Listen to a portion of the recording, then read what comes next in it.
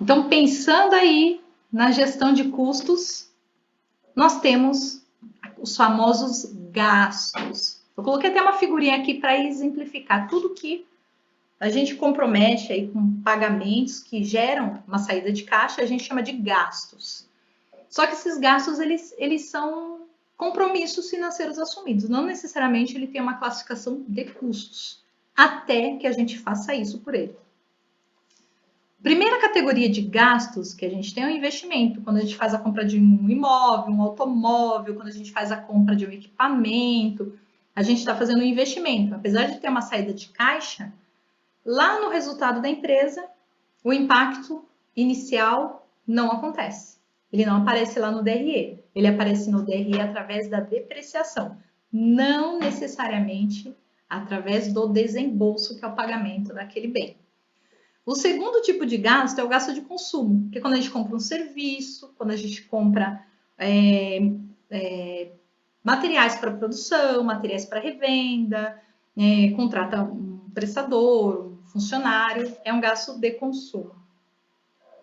E tem aquela classificação que a gente chama de custo ou despesa. E aqui é onde geralmente tem a maior dúvida, tá? O que é custo, o que é despesa, né? Que rufem os tambores aqui. Custo geralmente está ligado à atividade que a empresa exerce. Então, vamos supor, vamos dar um exemplo aqui. Quando eu vendo um iPhone, estou aqui com o celular, estou vendendo um celular. Todas as peças e mão de obra e embalagens envolvidos na produção do iPhone e no desenvolvimento do iPhone, a gente chama de custo. A despesa é a comissão desse vendedor que fez a venda, a loja que estava expondo o aparelho. Enfim, nós temos tudo que gira em torno da operação que não está ligado ao produto é custo. Grace, entendi, mas tem serviço também. Serviço tem custo? Tem. E aqui eu sempre gosto de trazer o exemplo de a instalação do link da Vivo, o link da Claro. É uma prestação de serviço. E aí você fala assim, poxa, mas aí tudo é despesa? Porque eu não tenho produto no final, link de internet? Como que eu menciono que ali tem um produto envolvido? Toda a mão de obra daquele prestador que faz a instalação, os veículos, a depreciação dos veículos que estão envolvidas ali na instalação do link é custo. A atendente que está fazendo o agendamento, o atendente que está vendendo o link, aquele pessoal que panfleta lá avisando que tem um link de 400 mega, esse pessoal tudo é despesa. Então, o que está ligado diretamente àquilo que a gente está vendendo, a gente chama de custo. Eu posso tocar ou perceber. Aí isso chama de custo. Despesa é todo o restante. Ficou claro até aqui? Isso aí, faz joinha. Pode reagir, pessoal. Primeiro tipo de gasto, os custos. Eles são subdivididos, né? E as despesas também são subdivididas. Então, tanto o custo que tem a ver com o produto, quanto o gasto que tem a ver com a atividade do dia a dia da empresa, eles são subdivididos.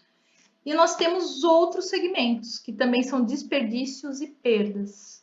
Tanto quando a gente tem lá uma peça que durante o processo industrial ele foi quebrado, ou caiu no chão, não pode ser mais utilizado, isso se chama desperdício, né? Que foi feito ali tecnicamente, intencionalmente, né? Quando você deixa de fazer uma atividade como deveria fazer, com a qualidade que deveria fazer, a gente está desperdiçando, seja tempo ou peças.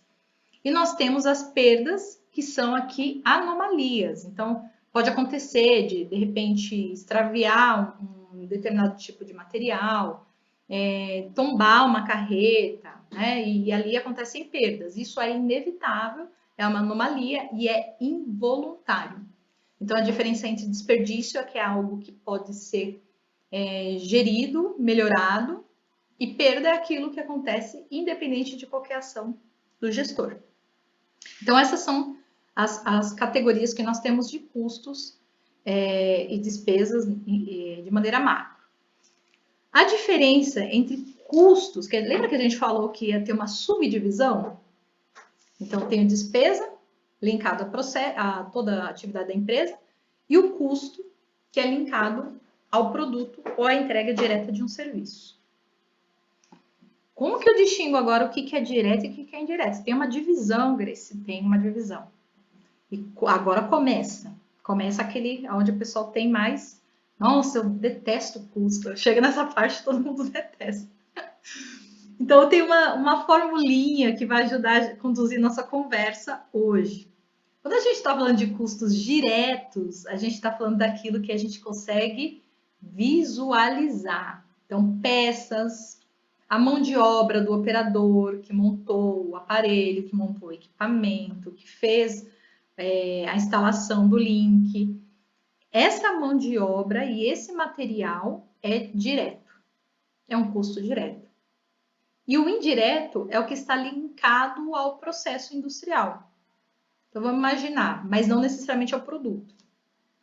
Quem está montando está ligado diretamente ao produto. Quem está gerenciando, não.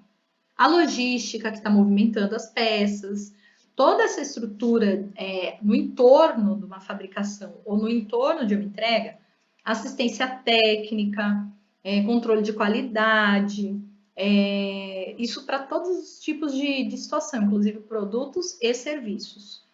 Essas áreas, manutenção, elas são áreas que estão adjacentes ali a uma linha industrial ou ao processo principal.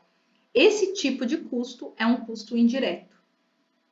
Direto, eu vejo, eu percebo, está ligado ali na esteira de produção, quando a gente coloca sob essa perspectiva. E o indireto está linkado ao processo industrial. Sem essas pessoas não teria produção, mas ela não está ligada diretamente ao produto. Então, essa é a diferença desses dois modelos. Quando a gente está falando da ótica custo fixo ou variável, se ele é fixo ou variável, a gente tem a perspectiva do valor que é imutável. Então, ele é custo. Ele é fixo? Salário, aluguel, energia elétrica até certo ponto, água até certo ponto, a depreciação dos equipamentos. Isso tudo é fixo. Todo mês vai acontecer e geralmente muito próximo o valor. E o que é variável, Grace? Material. Material é variável. Embalagens, tudo aquilo que você compra para produzir depende da escala que você vai produzir. Se você produzir menos, você vai ter menos consumo do variável. Se você produzir mais, vai ter mais consumo do variável. O fixo não muda, independente do quanto você produza. Então, a forma de separar o que é fixo e variável é observar se, reduzindo a produção ou reduzindo as entregas, você consegue reduzir esse custo. E o restante é fixo, tudo aquilo que é imutável. Eu coloquei aqui um diagrama para a gente entender melhor. Né? Eu tenho custos fixos, são aqueles que não variam se houver volume de produção, que é o caso do aluguel de espaço, é um excelente exemplo de custo fixo. A mão de obra empregada, se tiver muita produção ou se tiver uma produção fraca, o salário tem que ser pago de qualquer maneira. Então, o custo é fixo. Na prestação de serviço, se a gente for falar, no caso da GSE aqui, nós temos aqui os serviços que nós prestamos. Se eu não tiver clientes demandando as horas dos profissionais, independente, eu vou ter que pagar os salários e eles são fixos. Se eu tenho, por exemplo, algum projeto específico, vamos imaginar que o projeto seja de implantação de sistema. Esse custo vai ser variável. Implantou, encerrou. Precisei implantar, contratou. É assim que funciona. No caso dos materiais é a mesma coisa. Produzir mais, vou ter mais custos variáveis. Vou ter mais embalagem, vou ter mais peças. E produzir menos, vou consumir menos custos variáveis. O custo direto é aquele custo que está aplicado diretamente no produto ou no serviço. É o mesmo caso. Normalmente, um custo direto, ele é variável. Normalmente, com exceção da mão de obra. E os custos indiretos, normalmente, eles são fixos, tá? Que são os custos que estão ali na adjacente, que é o aluguel, manutenção, controle de qualidade, assistência técnica, logística, eu não reduzo facilmente caso a demanda seja menor. Até aqui tudo bem? Aí falando aí um pouquinho da regrinha, outro diagrama, né? Então, exemplos de custos diretos, mão de obra direta, né? Aluguel, né? Se for no caso de um produto específico de produção. Fixos indiretos, salário de gerentes, supervisores que cuidam de mais de um produto, que é o caso do gerente da fábrica, que é o caso do gerente de produtos. Os variáveis que são diretos, matéria-prima utilizada na produção do produto, que é aquilo que a gente falou, normalmente o variável é direto, que é o caso da matéria-prima. E variáveis que são indiretos, energia elétrica, né, da fábrica, que produz para diversos produtos, tem que ratear, tá bem? Então, no diagrama vocês conseguem visualizar. As despesas também passam por essa classificação, despesas fixas e despesas variáveis. A despesa eu acho até mais fácil de classificar, né? Despesas são os gastos que não tem a ver lá com o produto em si e nem com a entrega final do serviço. Porém, ela está ali no nosso dia a dia. Nós estamos falando ali do salário do administrativo, nós estamos falando da comissão do vendedor, nós estamos falando ali do aluguel do prédio administrativo, refeição, material do escritório, aluguel de computadores, que eventualmente tenha, impressoras, tudo isso são despesas. E normalmente elas são fixas, com exceção de frete, comissão, premiações, que são despesas variáveis. À medida em que a venda acontece, você tem essas despesas oscilando em função dessa receita. E as despesas fixas, elas se mantêm. Grace, isso daqui se aplica a fluxo de caixa? Aplica também, tá? Porque isso dá uma visibilidade bem bacana. Quando você olha o DRE, quando você olha o fluxo de caixa com essa separação, você consegue prever com maior previsibilidade, melhor precisão, as despesas e as receitas e o comportamento delas ao longo do ano. Até aqui tudo bem? A Pamela só precisa perguntar se ela tiver com dúvida, pode colocar no chat, tá, Pamela? E aqui entra, depois de toda essa classificação que a gente fez, a gente está falando de custo e despesa. Dentro de custos, despesas fixas e variáveis, diretas, o custo direto, indireto, fixo e variável. Então, depois dessa classificação inteira, a gente tem os métodos de custeio. Eles vão dar uma máscara para essa classificação. Todos eles, de certa forma, passam por toda essa classificação bem depurada. Antes de falar de método, a gente tem que classificar. Esse é sempre o primeiro passo. E aqui eu gostaria de dar um exemplo que a gente tem aí de custeio variável. O segundo exemplo aqui é o custeio por absorção. E o terceiro exemplo é o IBC. O método de custeio é a forma de enxergar os dados. O custeio variável, ele vai dispensar essa classificação do custo fixo, porque ele entende que toda margem de contribuição ela vai cobrir custo fixo e despesa fixa. Então, a própria DRE ela é reclassificada dessa maneira que está aqui. Ó. A linha de cima vem a receita. O custo variável, lembra que é material, é algo que oscila em função dessa receita. Eu tenho a margem de contribuição bruta e depois vem as despesas variáveis, que a gente está falando de comissão, de frete, e aí sim eu chego na margem de contribuição líquida. Então, quando a gente olha essa estrutura, você fala assim, Grace, mas tinha as despesas fixas, né? Tinha o custo fixo. E eles vão aparecer? Sim, mas eles aparecem abaixo dessa linha. E aí, qual que é o conceito por trás de todo esse custeio variável? Não fazer rateio, não fazer nenhum tipo de apropriação que não tenha precisão total. Então, a regra do custeio variável é justamente a precisão. Eu só atribuo ao custo de um produto aquilo que eu consigo ver. Por isso que ele fala a respeito do custo variável do produto vendido.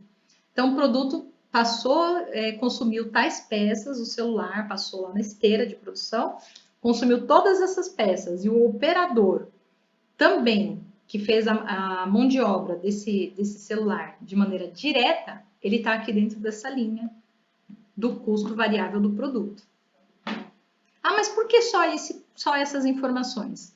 Justamente para não ter contaminação ou rateio que não seja justo, enfim, porque quando a gente começa a ratear, começa a onerar alguns produtos que de repente não seja interessante.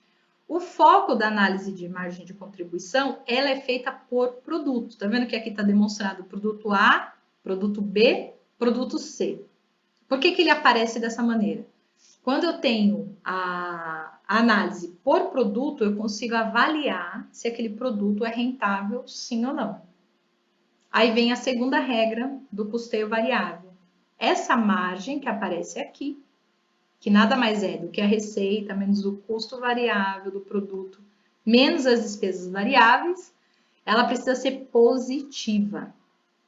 E por que tem esse nome margem de contribuição? Porque ela precisa contribuir com o pagamento de toda a estrutura fixa de uma empresa. Quanto maior, melhor. Nesse caso, o produto C é o produto que mais contribuiu com o pagamento das despesas fixas, né? Mas o A, mesmo sendo menor a contribuição, ele não deixou de contribuir. Então, a análise do custeio variável e da margem de contribuição nada mais é do que visualizar qual produto é mais rentável e, se possível, aumentar as vendas desse produto. Tá? Esse é o foco do custeio variável. Alguma dúvida até aqui? Algum esclarecimento? Depois nós vamos precificar por esse custeio, tá? Ajudar vocês nessa elaboração. O custeio por absorção já entra rateio. E aqui eu gosto sempre de frisar, gente. Ó, eu tenho um exemplo ótimo. Aqui quando eu falo dele, ninguém tem dúvida. Chegou no restaurante, comanda individual, custeio variável. Você sabe exatamente o que você gastou.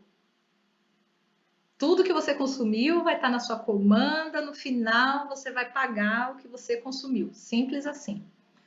Custeio por absorção é aquela comanda única que o grupo de amigos, naquele happy hour, um pede camarão, o outro pede só água e vai pagar o mesmo valor. É feito o famoso rateio. Ele é justo? A maioria das vezes não, né? Então, a absorção, ele é assim. Porém, ele é o único modelo aceito pela legislação brasileira. Por quê? Ele leva para o estoque uma parte da mão de obra que é fixa, que aparece, tá vendo esse custo fixo que aparece aqui? Que é a mão de obra do gerente, controle de qualidade, logística, né, gerente industrial. Esse pessoal todo é distribuído no custo do produto que fica no estoque. Então, eu tenho estoque de produto acabado, estoque de produto em elaboração, matéria-prima. Esse estoque carregado de mão de obra impede que o resultado seja menor. Então, se está no estoque, não está no resultado, não está lá no meu DREzinho, nesse modelinho que está aqui, ó. Então, eu vou tirar daqui, jogar no meu estoque e aguardar até o momento da venda. Então, é uma das maneiras que o fisco tem de aumentar a base de cálculo do lucro real, lucro operacional da empresa. E por esse motivo, ele é o único aceito pelo fisco brasileiro. Muitas empresas utilizam esse método, que ele é a mesma estrutura do custeio variável, que é o trazer todo o custo da mão de obra direta, custo do material, mas ratear todo o meu custo fixo. Muitas empresas, por ter muito trabalho com esse método, acabam utilizando ele para precificar. E às vezes aqui acontece um problema. Quando você precifica, considerando todos os rateios possíveis, você pode estar simplesmente tirando de linha um produto que ele é rentável. Vamos pensar nesse produto A. O produto A já não tem uma margem exorbitante. Imagina se eu ratear o custo fixo, pegar aqui 45, dividir 15 no produto C, 15 no produto B, 15 no produto A. 15 mil. Essa margem aqui, a margem líquida dele seria R$ 4.600. Você vai falar, o quê? Eu vou produzir, vender 56 mil para ganhar R$ 4.000? Olha só como que muda a visão desse produto. No produto C, não faria diferença. No produto B, não seria tão bom, mas também não seria tão ruim. Mas no produto A, dando esse exemplo, a gente simplesmente tiraria de linha esse produto, fazendo a análise baseada no custo por absorção. Então, assim, cada método de custeio ele tem o seu, a sua importância e o seu objetivo. A gente pode dizer que não existe melhor ou pior, mas tem seu objetivo. O custeio por absorção é obrigatório. Eu não posso não fazer. Opa, deixa eu voltar aqui com minha letrinha. Ele é obrigatório. Então, eu não posso fugir dele. Sabendo disso, eu tenho que ter pelo menos esse sistema de custeio. As empresas que tenham a cultura de gerenciamento das margens de cada serviço e de cada produto optam por outras modalidades, que uma delas é o custeio variável que eu já falei. E qual que é o segundo, Grace? Tem mais custeios? Tem. Tem mais tipo de custeios. Mas eu vou falar hoje sobre o ABC. O ABC ele tem uma funcionalidade, ele segue um padrão semelhante ao do absorção.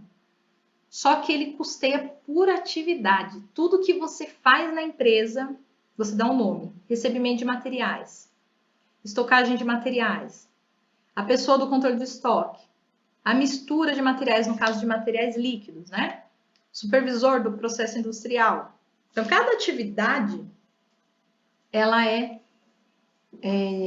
destrinchada, ela é separada. Então, independente do produto, eu tenho o custeio daquela atividade. E aí você fala assim, Grace, mas para que eu vou usar esse tipo de custeio? Olha a trabalheira, mão de obra direta, na atividade 1. Mão de obra direta para insumos, na atividade 2. Mão de obra direta na atividade 3. Depois insumos na atividade 1, na atividade 2 e 3. E custos indiretos na atividade 1, 2 e 3. Meu Deus, que doideira! Aí quando o produto A passa na atividade 1, ele leva um pedaço do custo. Aí o produto A passou na atividade 2, ele carrega esse custo. Aí o produto A passou na atividade 3, ele carrega uma parte do custo. Então é como se fosse uma matriz cruzada. E aí você fala, para que eu vou ter uma trabalheira dessa? Qual o objetivo desse modelo de custeio? Aqui a gente tem perguntas, a gente nunca faz o ABC todo mês, todo dia, precifica por ele, mas tem uma resposta muito legal que ele traz. Eu sei quanto custa cada atividade da organização. Então, quando eu estou falando de um planejamento, quando eu vou montar uma fábrica, quando eu vou elaborar um projeto, é fundamental entender se a gente vai fazer isso internamente ou se a gente vai terceirizar. E aqui entra bastante do que a gente oferece aqui na AGC. O serviço que mais se aproxima da terceirização perfeita é o BPO financeiro. E por quê? Porque normalmente os clientes não têm uma estrutura completa, né? Vai ter gerente, coordenador, analista, assistente, o estagiário, o sistema. Tem empresas que não têm porte para isso. Então, o que eles fazem? Quanto que me custa essa atividade? Teria que manter aqui uma estrutura X valor. Quanto que é terceirizar e pegar uma fração dessas horas de alguém que só faz isso? Compensa terceirizar.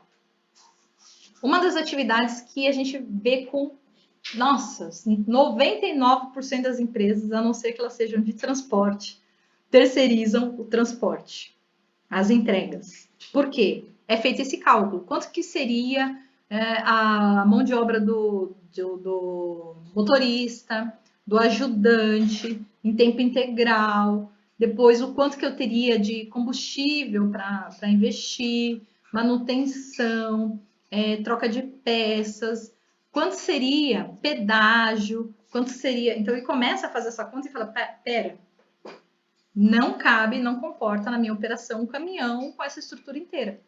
Mesmo porque tem quantidade de horas para rodar, tem uma série de regras. Então, frete é uma das mais clássicas atividades que são terceirizadas, mas provavelmente é feita análise ABC para saber e tomar essa decisão. Então, esses são os 3 modelos. Custeio variável, ele serve para ver o quanto um produto deixa de margem de contribuição, que é o quanto ele contribui para pagar toda a estrutura fixa, seja custo ou seja despesa. O custeio por absorção é um custeio que é obrigatório por lei e que aqui, na fase de rateio, ele vai pegar tudo que é indireto e vai ratear de acordo com o critério estabelecido e vai te dar um custo para apropriar. Esse custo vai ficar parado no estoque até que aquele produto seja vendido. Em função desse valor ficar parado, né, todo indireto ou fixo, parado dentro do estoque, ele viabiliza a tributação do imposto de renda. E o ABC é o custeio utilizado para avaliar o quanto custa cada atividade e decidir se vale a pena terceirizar sim ou não, e terceirizando, qual seria esse valor compatível com a necessidade, enfim. Então, são esses 3 métodos. Até aqui, tudo bem? Beleza. Qualquer porte. A gente faz aqui na GSE, a gente tem a hora que de cada profissional, se está subalocado, se está sobrecarregado. Então, a gente faz diversas análises. Por quê? É aqui que a gente consegue avaliar a rentabilidade e dimensionar o trabalho de cada um. Qualquer porte pode fazer, tá? Então, e já falando de antemão, o custeio variável é o mais simples. Se alguém não tem alguém que possa controlar custos dentro da organização, o custeio variável ele requer poucas atividades assim do analista. Em contrapartida, o ABC já exige um pouco mais de trabalho. Tá? Então, fui aqui do mais simples para o mais complexo, considerando aí essa estruturação. Até aqui tudo bem? Aqui dentro da apostila vai ter vários exemplos, tá, gente? Eu só para você ver a quantidade de material que a gente tem aqui do custeio, tem os exemplos, os exercícios, né, a exemplificação, tá? O custeio variável também é usado para aplicação do ponto de equilíbrio. Então, eu não consigo fazer com outro método de custeio. Então, custeio variável é o custeio indicado para ponto de equilíbrio. Então, vai ficar aqui o exercício também para que vocês acompanhem. O que eu quero demonstrar aqui é como que eu aplico. Tudo bem, entendi o ABC, entendi que ele é esse custeio mais complexo, que ele suporta a decisão de terceirização, quarteirização, né? Esse desdobramento todo de decisões, principalmente da operação. Então, quando você está fazendo um projeto, né? Quem que você vai contratar, quem que você vai trazer como terceiro, né? Vai ter uma empresa parceira, então isso acontece direto. Tem consultores estratégicos aqui na GSE que são parceiros nossos. A gente poderia trazer um consultor aqui para fazer essa parte estratégica? Fixo? Poderia, mas o que isso me custaria, né? O gerenciamento, o investimento em treinamento. Então, são exemplos que a gente traz aqui de análise que a gente usa justamente o ABC para tomar decisão. Vamos falar um pouquinho de preço de venda, tá? Já que chegamos aqui no curso, tem quase 50 páginas aqui, é nosso material que vocês vão ter acesso. Se tiver dúvida, o que a gente faz, Diego, se tiver dúvida? Pode mandar para você?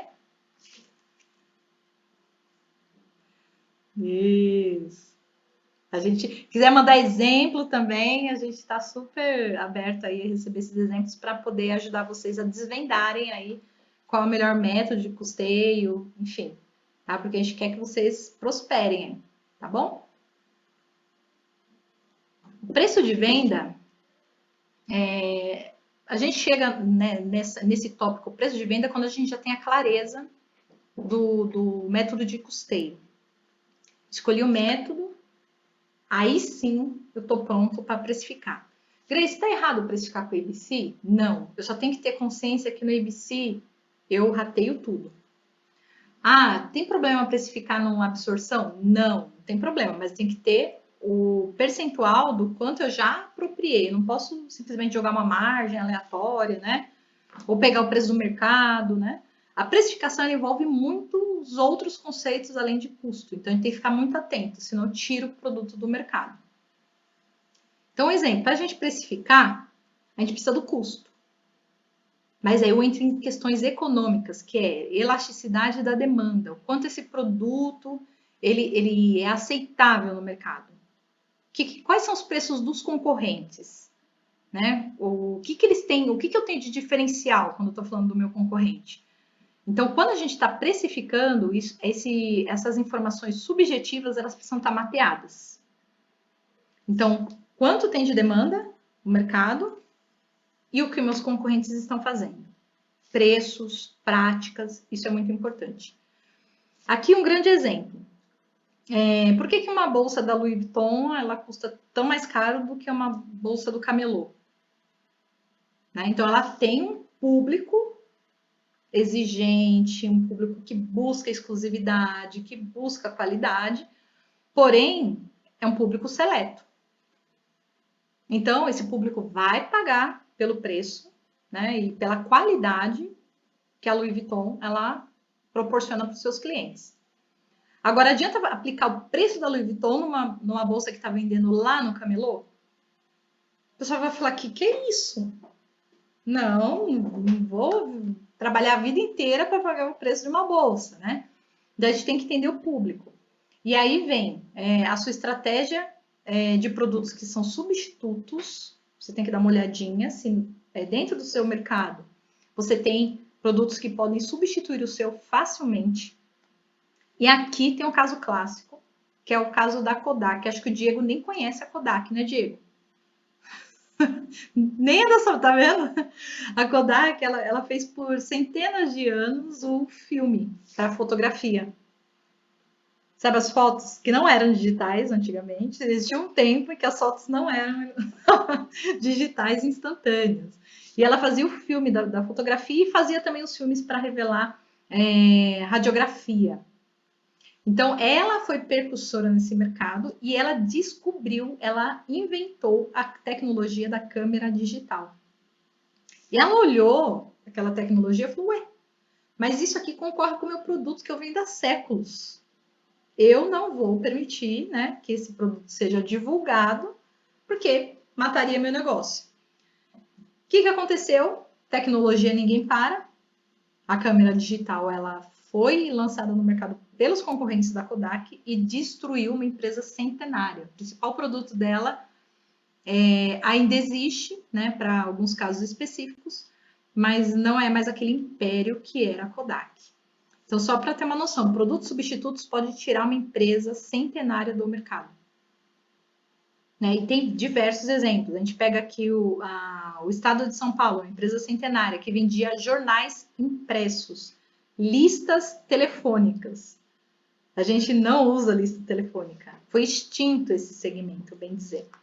E toda uma empresa que tinha uma estrutura gigantesca, reconhecida no mercado, ela passa a não existir mais. E os produtos substitutos, aí começou Google, né?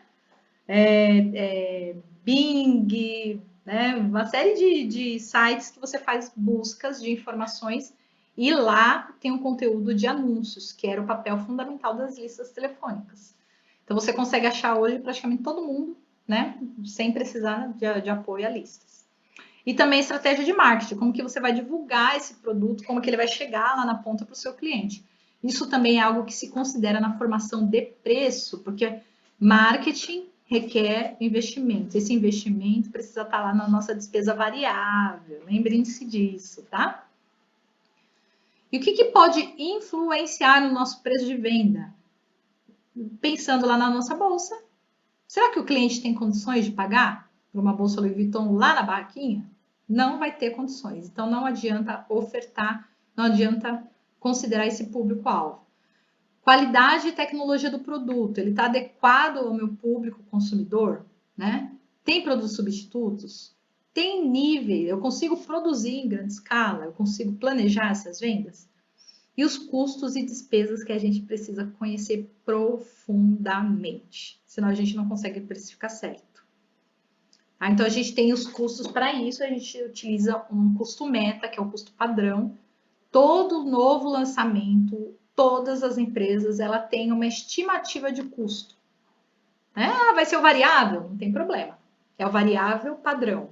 Ah, vai ser o absorção? Não tem problema. Vai ser a absorção padrão.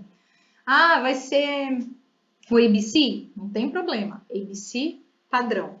Por que eu tenho padrão? Para a gente comparar o que eu tinha planejado com o que eu realizei, tá? Então, custo padrão nada mais é do que no momento do lançamento, ou no momento que você está avaliando, você estabelecer como meta.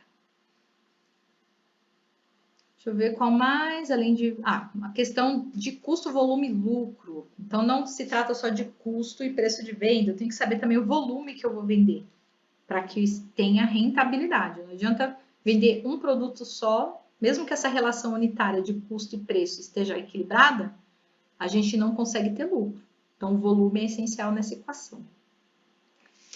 E como que a gente forma preço? Grace do céu, tem também tipos de formação de preço de venda, agora que eu vi. Tem. É o markup multiplicador e o markup divisor. Nós temos duas formas de calcular preço. A gente vai colocar essa fórmula aqui para que vocês acompanhem, mas ambas chegam no mesmo resultado. Então, não se preocupe. Ah, estou fazendo um multiplicador. Tá errado? Não. Estou fazendo divisor. Tá errado? Não. Você vai chegar no mesmo resultado.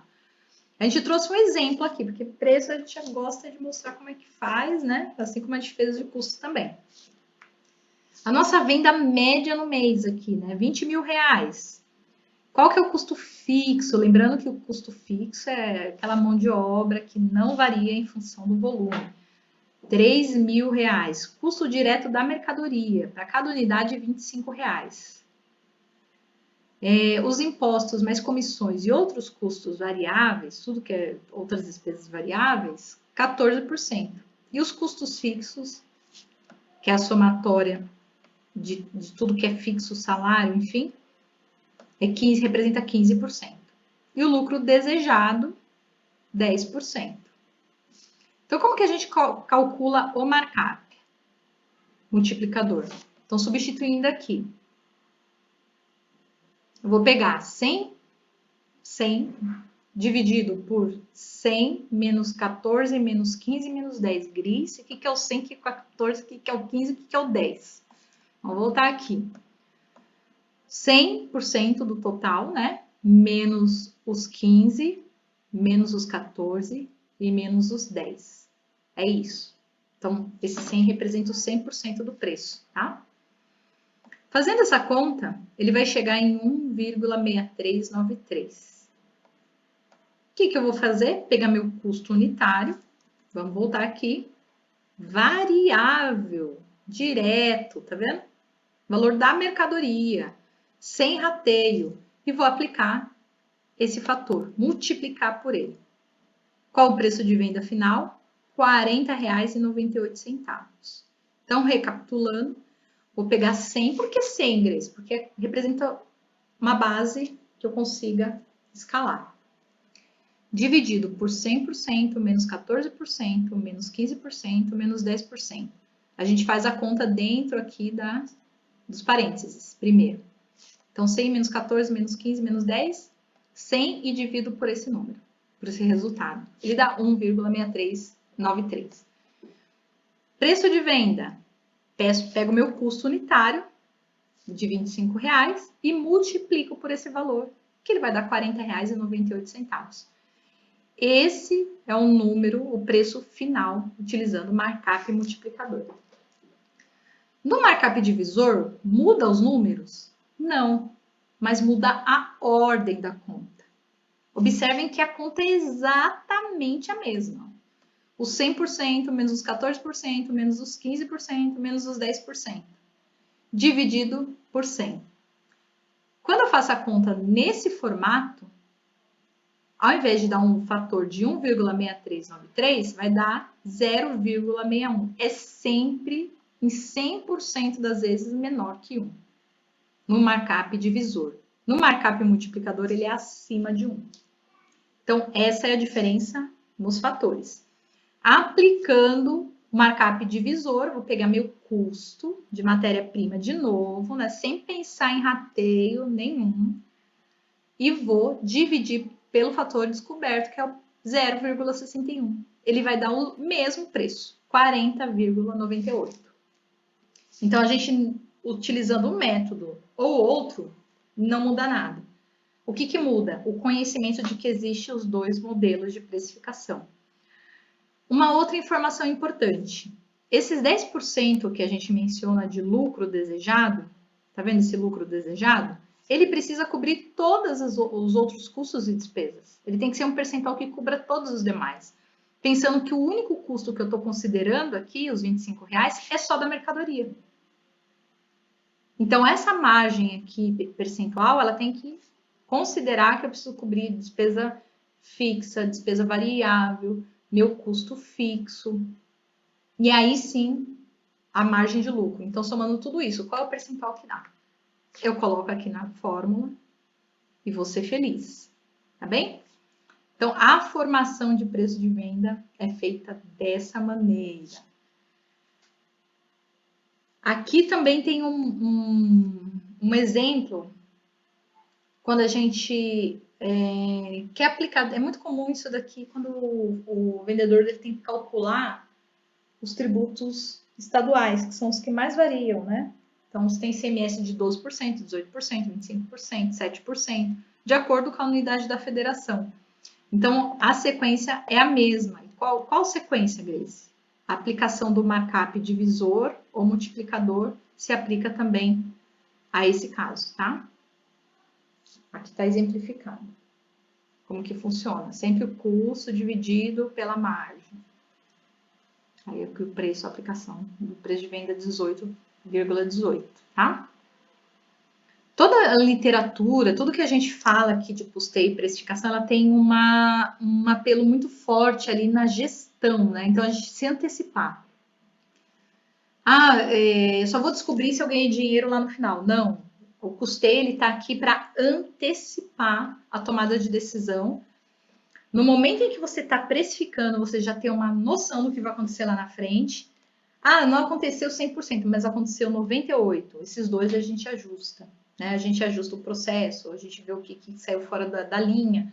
Não deu 100%, mas deu 90%. Esses 10% é o que a área de custos e preços trabalha para ajustar e trazer mais rentabilidade.